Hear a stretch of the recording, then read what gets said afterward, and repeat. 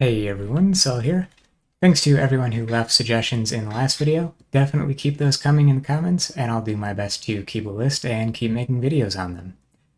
In this video, I'll be covering 5 different strategies for unique farming in solo self-found, from league start scenarios to the absolute endgame. So without further ado, let's get into it. Starting off here with a method strategy popularized by Lighty, and I will leave a link to his video, which will go more in depth, down in the description along with the chapters for the video.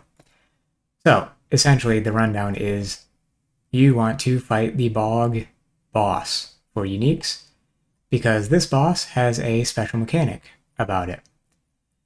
If you open up these little nests inside, you can hover over them and see Skullbeak enrages when disturbed.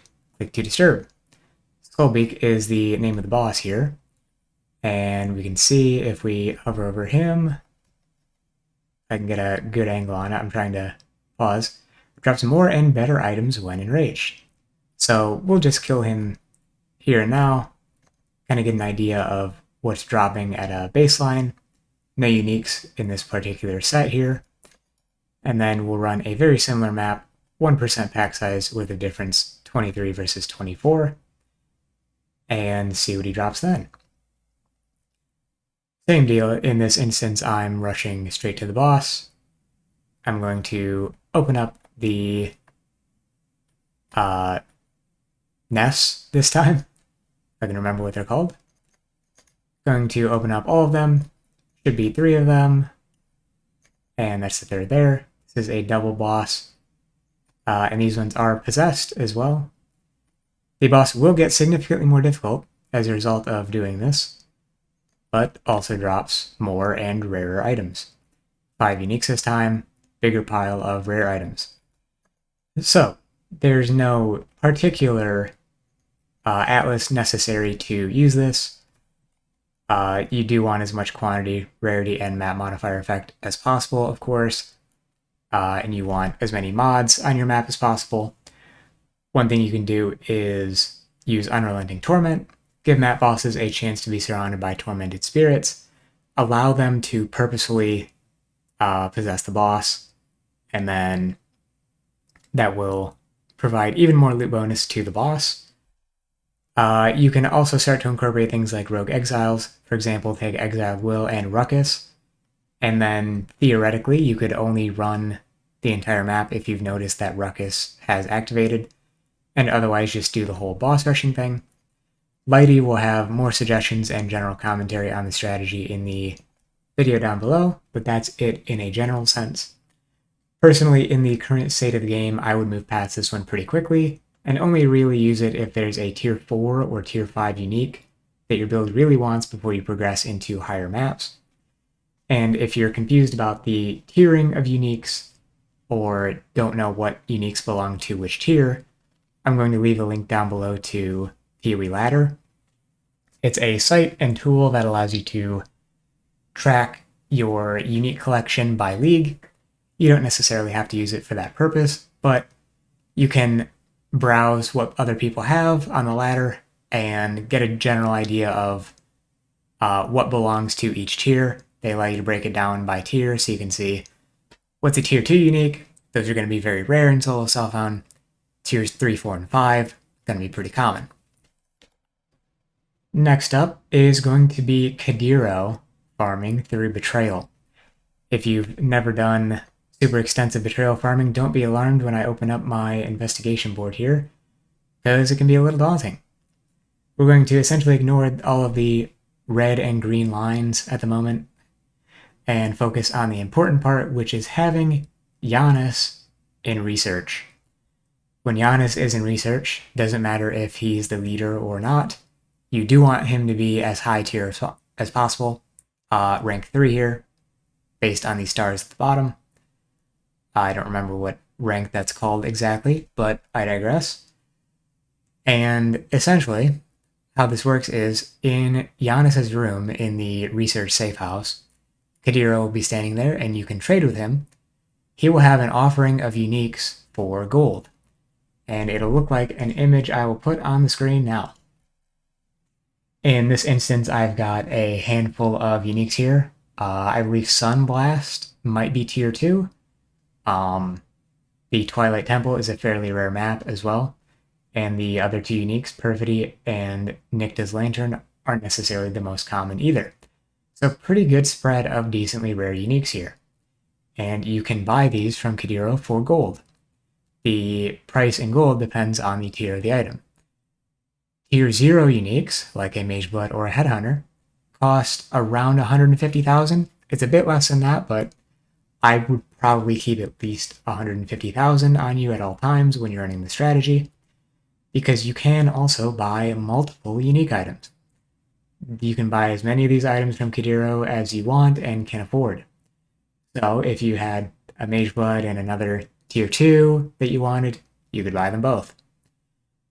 So get Giannis to as high a rank as possible while he's in the research job, run the safe house, buy unique items. You can do this on any strategy that you're running Betrayal with. You can do the typical thing, which I've done here, which is divide the whole board into a group of 2, another group of 2, and 2 groups of 5, focusing on the 2 groups of 2 in terms of safe houses that you're running. So I was set up for transportation and research in this case, and I was specifically focusing on Giannis and research. You'll also want to find another good member to pair with them who has a good reward you want, looking at Betrayal reward boards to get a general idea of what you might want to pair with him. You will need a decent amount of gold for this if you're running a bunch of safe houses. So keep in mind that if you're losing a bit of gold, you might want to ping pong between this and another strategy.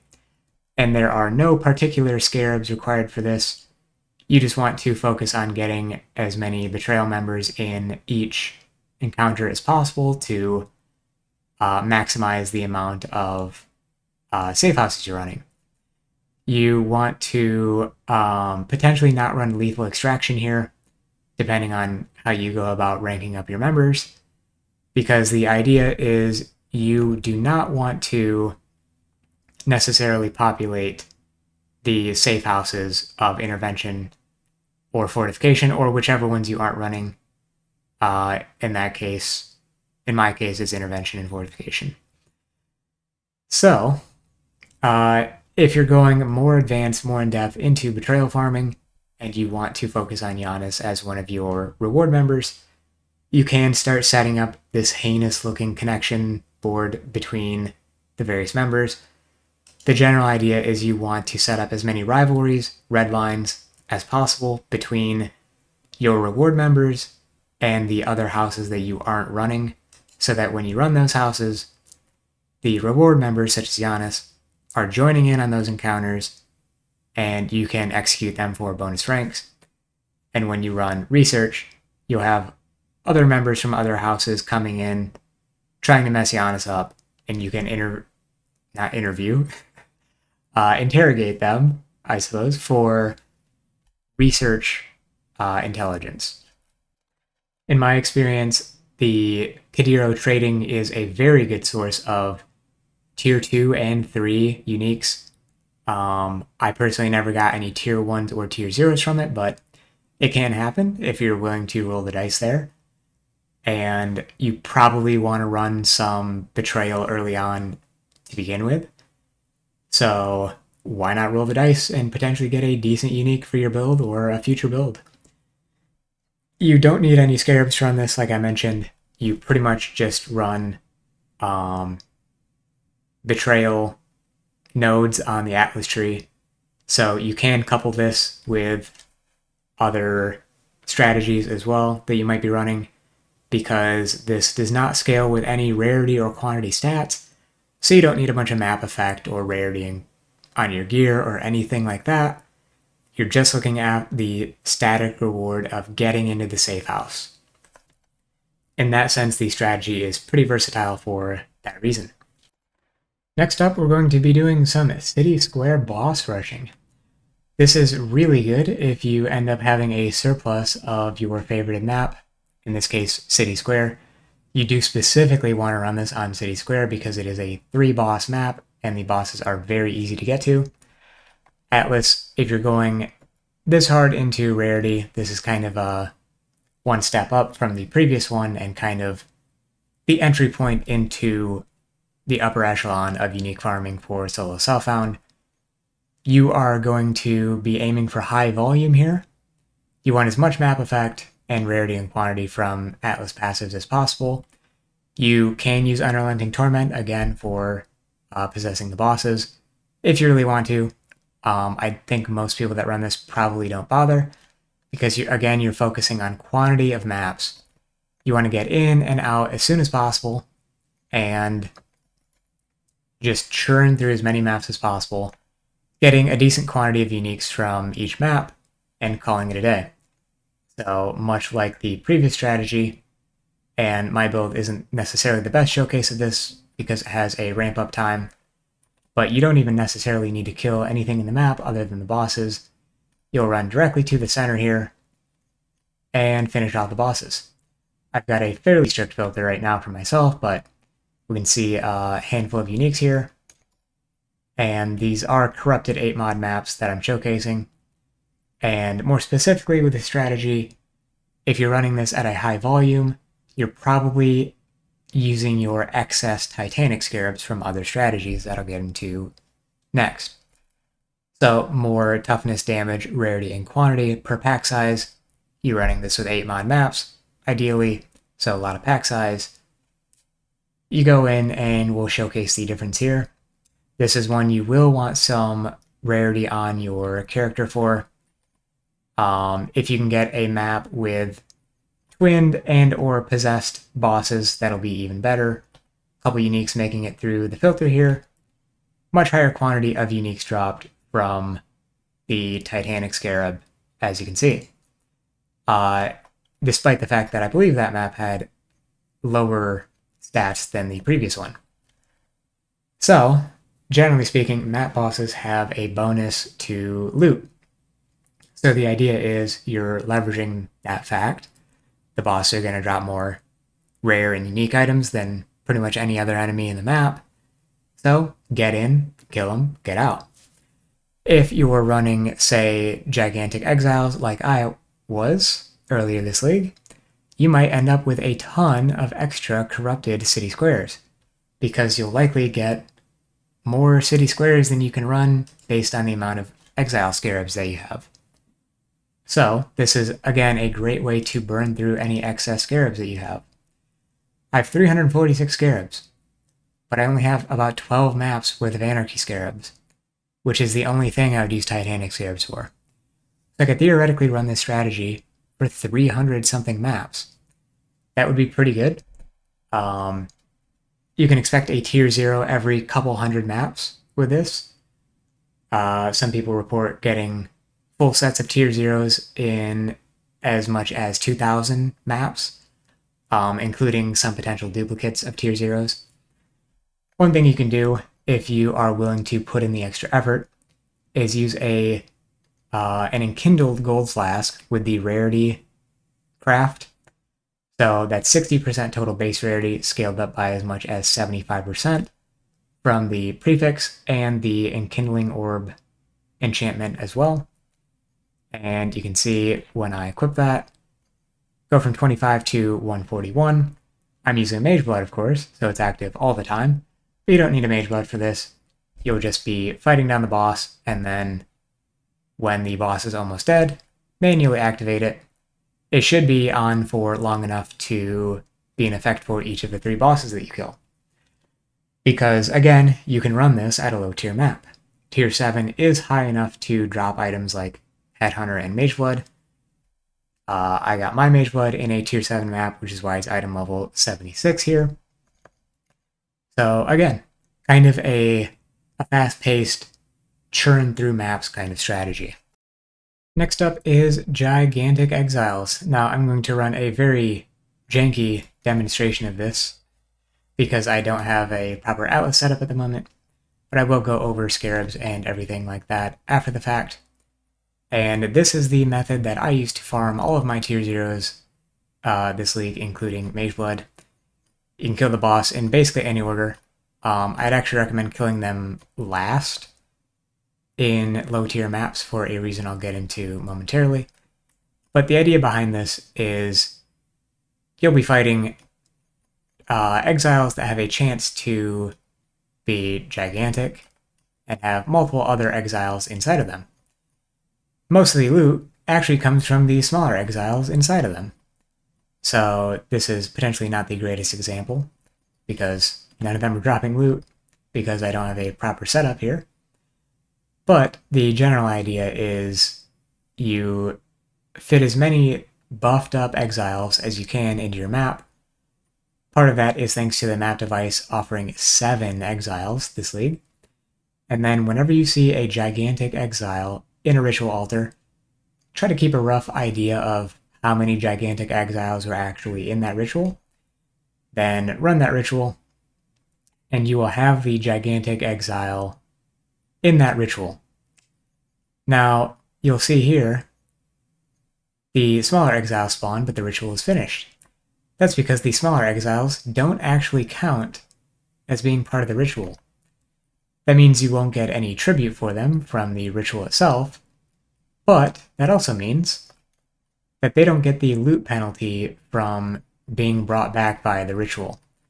The smaller exiles that spawn from within the ritual offer full loot. So essentially, you're cramming a ton of extra exiles by taking advantage of that fact. You'll run your entire map, do the rituals as you find them, and you'll mostly want to spend your ritual favor on ritual splinters. When you have enough splinters to form a vessel, try to use them on rituals that have as many gigantic exiles as you think you can reasonably handle, or on ones with exiles you specifically think your build can handle. If you've never done exile farming, some of them are incredibly difficult, and more so for different builds. So, you might have a lot of trouble handling particular exiles, and that's something you'll get a feel for as you do more of the strategy yourself. But generally speaking, you don't want to bottle up the ones in the ritual vessels that will end up being too difficult for your build, because the strategy gets very difficult in the next phase, which will be the next topic. So I guess I'll finish this one here since I'm already so close. And again, you'll probably want to be rerolling specifically for ritual vessels. Obviously buy anything else you might like, but that's generally what we're after in this phase of the strategy. And I will leave a link to Manny's Atlas passive tree for gigantic exiles.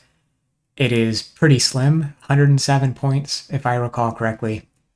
And in this phase, the scarabs you want to be running are Titanic, Titanic of Legend, Anarchy of Partnership, and 2 Anarchy scarabs of Gigantification, running Anarchy on the map device. So with the Atlas tree and the map device craft, you're guaranteed 8 exiles. You have an 8% chance to see 20 more exiles. Each exile will have a 30% chance to be replaced with a giant. Each giant is worth 7 exiles. 1 splits into 2, and each of those 2 split into 2 more, for a total of 7. 50% chance plus 30% chance on the tree for each exile to be accompanied by another exile, which again has a chance to be a giant. Gives them additional rarity and quantity with Titanic scarabs based on pack size, which is why you'll want to run corrupted 8-mod maps. This gets very difficult at a higher tier, which is why it's generally recommended to run them at a lower tier, such as tier 7. Do not underestimate the difference between tier 7 and tier 16. Try it out if you want to, for sure, because I think it's worth pretty much always trying something yourself to see if your build can handle it, or to see just how difficult it is. But generally, you want to pull back a few tiers for this, as low as tier 6, like I said before, because 75 is the level requirement for Mageblood, Headhunter, etc. There are a couple uniques that you could potentially miss by that, most notably this league, Void Battery has a higher drop level requirement. But for the most part, at tier 7 doing City Square, you will access most of the global uniques. Now, obviously, if you're investing the time to get these scarabs and the maps and do all of this setup, you'll want to run as much rarity as possible. One thing you can do this league, I don't remember if my mercenary is set up. Yep. I ended up finding a Gravebind. It's a tier 2 unique. You can find it with this strategy, which is what I did. And then I switched over to this. Got as much rarity as I could on my mercenary. 213%, plus another 44 from slaying rare or unique enemies. I give them Culling Strike, in this case from their unique amulet. And the Gravebind as well. Kind of a couple layers of redundancy there. Basically maximizing the likelihood that my mercenary will get the kill credit and therefore have their rarity applied to the enemies that we're killing. Especially when you're in a ritual. Gravebind has a fairly small radius, but because a lot of the loot drops from doing ritual enemies, everything's going to be fairly close together anyways. So if you're the type of build that can get on top of a rogue exile, do that. Keep your order to me ability at the ready. You'll activate that whenever you're getting close to a kill. The enemy will then be in range of your mercenary that is just teleported to you, and your mercenary will get the kill credit with Gravebind or Culling Strike. Otherwise, you can set up rarity for yourself. That's just a little more difficult on my build, or at least it was at the time that I was doing this. So I opted for a mercenary rarity setup. You do want to run a mercenary in any event because party bonuses to loot will apply to this as well. In terms of actually acquiring the supplies for the strategy, in terms of scarabs, the best recommendation I have is to check out my previous video on abyss farming. That's in my opinion, the best scarab farm in solo self on this league. And essentially you would run an abyss tree with a focus on titanic scarabs and anarchy scarabs here. Do that until you build up a supply of gigantification scarabs. That's going to be your bottleneck most likely. Otherwise, you're looking at titanic scarab of legends and partnership. And in order to get maps, it's actually quite difficult to drop tier 7 maps in higher tier maps. First thing you need to do in order to drop tier 7 city squares this league, or whatever map you might end up running in future leagues. If I can search for this properly. So at 4 void stones, of course, it's tier 16. So you'll have to take those out for it to be tier 7. And that's not quite enough to get them to drop. You can run tier 16 maps with no void stones, and you'll occasionally get tier 7 maps. But you really want to be running tier 7 maps to get tier 7 maps, as it turns out. So what you want to do is use an Atlas setup with singular focus. Favorite city square as much as you can. Take the memory tear chance up here. It's probably worth taking this, even though it specifies that it only increases them at tier 16 plus. You never really know, and it's only typically 4 points. In any event, you do want the map item memory influence chance nodes here to give your maps found a chance to have memory influence. Essentially what you'll do is you will run a map until you get either a natural drop or a memory tear for an originator tier 7 map, or tier 8 or tier 6, whatever it happens to be. And then I'm trying to see if I have an example here. I do. So in this case, I do have an extra city square here. And what I would do is I would roll this map for extra map drop chance. 50% probably isn't going to cut it. I would aim for 100% map drop chance in this case, ignoring everything else. In this case, it's 110%. If I could run this map, I would do so. I probably would run this map, even with the less defense modifier on my character, just because they're kind of rare and are otherwise difficult to acquire. The other option is to not get a natural drop and instead get a memory tear in the map that you're running. Then you'll want to head over to Egon, run the map, and because you found the tear in a low tier map, the originator maps that you're running through Egon will also be low tier, so the same principle applies. Roll it for map drops, run the map with your city squares favorited with singular focus, and with, in my opinion, again, see my previous video, the following scarabs: to Abyss, Edifice, Escalation, and Corruption, to get a ton of corrupted 8 mod tier 7 city squares. And again, see my previous video on the Abyss strategy for that. If you're thinking about potential alternative scarabs, it's not really, unfortunately, worth using Anarchy scarabs. You can use these if you're doing the boss rush type thing from the last strategy, if you want to maybe not be doing, one map every 20 seconds, you want to stay in a little bit longer.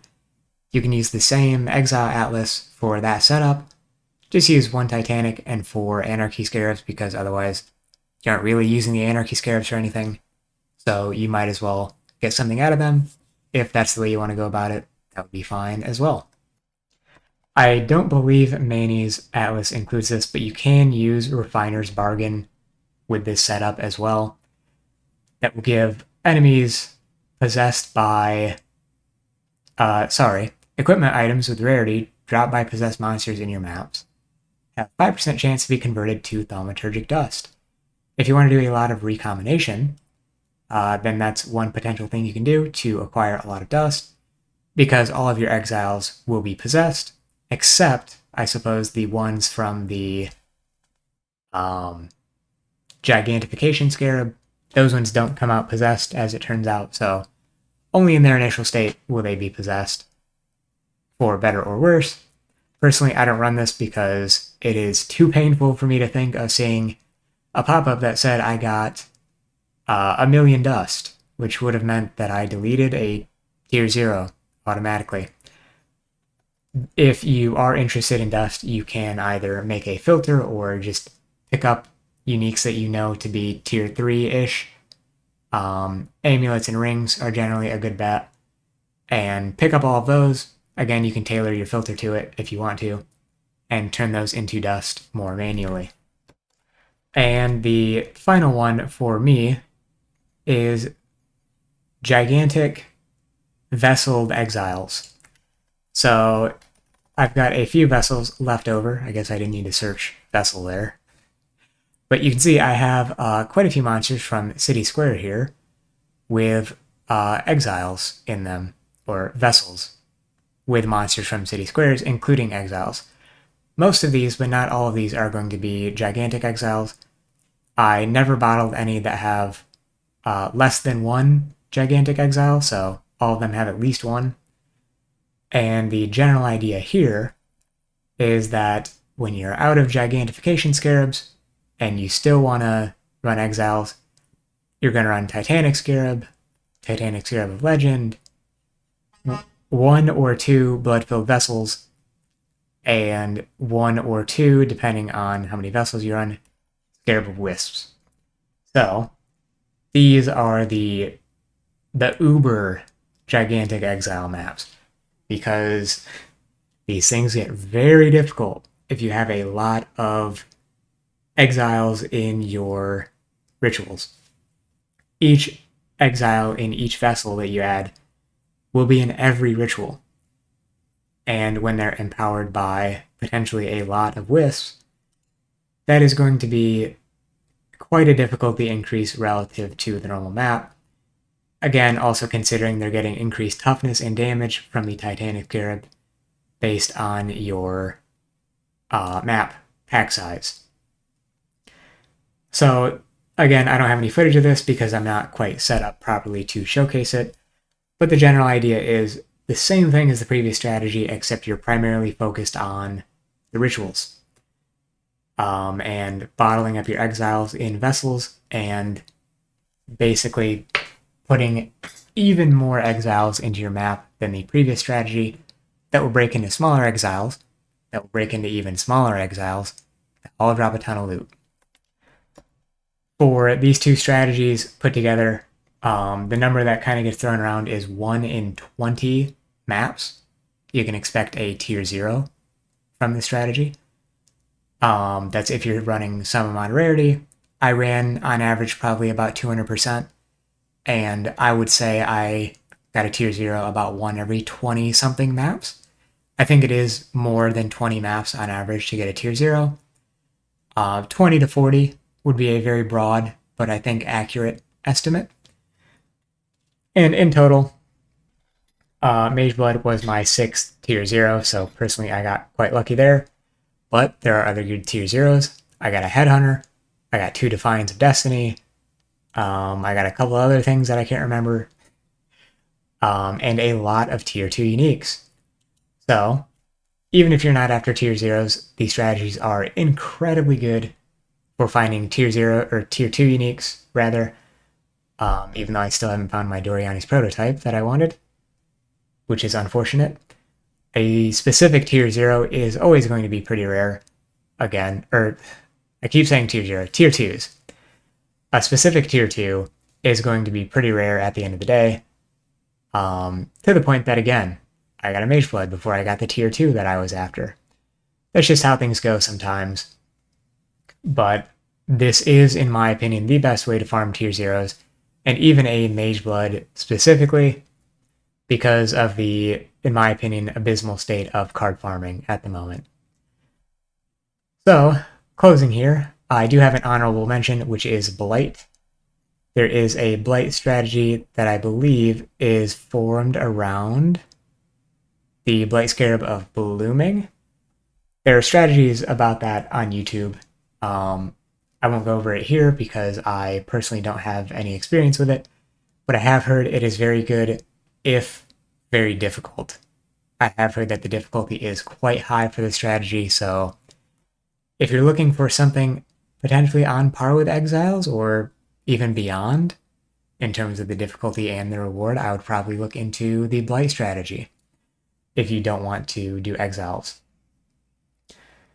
And lastly, I have some general commentary on the strategy and what you'll get from them as a whole. Obviously, this is a unique farming kind of setup, so you're primarily after uniques. Loot conversion is also a thing, because when you run Titanic Scarab of Legends, loot conversion is based on monster modifiers. If you have a monster modifier, you can get a loot conversion randomly. You won't know which enemies have it, just happens randomly.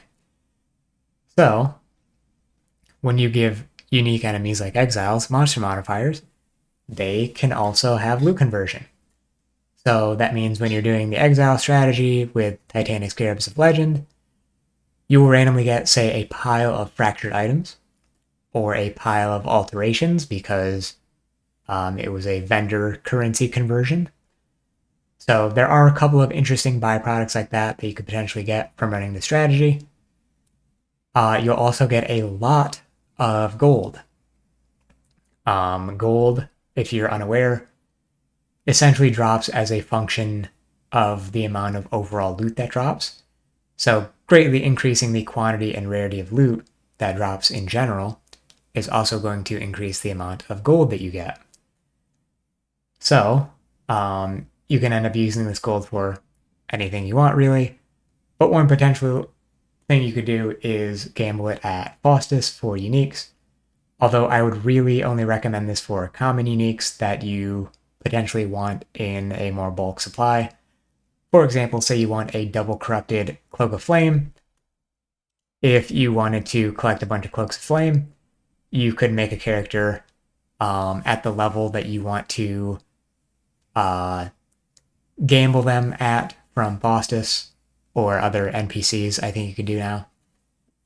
Farm up gold, or use the gold that you have as a byproduct of doing the strategy to get a bunch of Cloaks of Flame, because they are a relatively common unique. And last thing would be Dust. I alluded to this earlier. You can use Refiner's Bargain if you want to with Exiles or other possession-based strategies, or you can just make a filter to highlight uniques that have a good dust value, or you can just kind of get a general sense of which uniques are worth how much dust and pick those up whenever you see them.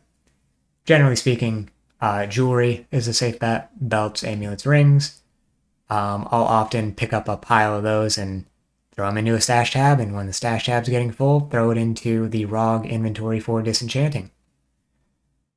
Well, I think that about covers it for me. Again, just to reiterate, my personal pick is the fourth strategy, straight gigantic exiles without doing any ritual shenanigans, although you can set up for that strategy. And that is the strategy with which I use to farm all of my uniques, including my Mage Blood. And again, I'll confirm that's level 76 from being level 74 in City Square, tier 7, plus 2 from it coming from a unique enemy. If you have any questions or comments, definitely let me know down below and I'll answer them as best I can. Thanks for watching this insanely long video, and I'll catch you next time. Peace.